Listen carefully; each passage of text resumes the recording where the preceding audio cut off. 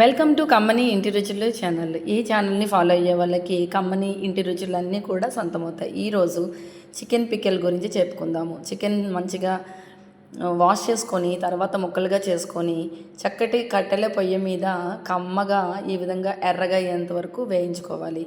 ఆ వేయించిన చికెన్ అంతటినీ కూడా పక్కన ఒక బౌల్లో వేసుకొని నూనె అంతటినీ కూడా దేవించుకోవాలి. అయిపోయిన తర్వాత సరిపడినటువంటి ఉప్పు, కారం, దినుసులు, మసాలాలు అన్నీ వేసుకొని చక్కగా నీట్గా ఉన్నటువంటి చేతులతో ఈ విధంగా కలుపుకున్న తర్వాత లాస్ట్లో మంచిగా గుమగుమలాడేటటువంటి తాలింపుని యాడ్ చేయడంతో మన చికెన్ పికిల్ కంప్లీట్ అయిపోతుంది. మరి మా ఇంట్లో చేసిన కమ్మని ఇంటి రుచుల్లో చేసినటువంటి ఈ పికిల్ ఇప్పుడు ఆర్డర్స్ కోసం రెడీగా ఉంది. ఆర్డర్స్ ప్లేస్ చేయడం కోసం స్క్రీన్ మీద కనిపిస్తున్నటువంటి 2 నెంబర్లో ఏ నెంబర్కైనా కాంటాక్ట్ చేయండి.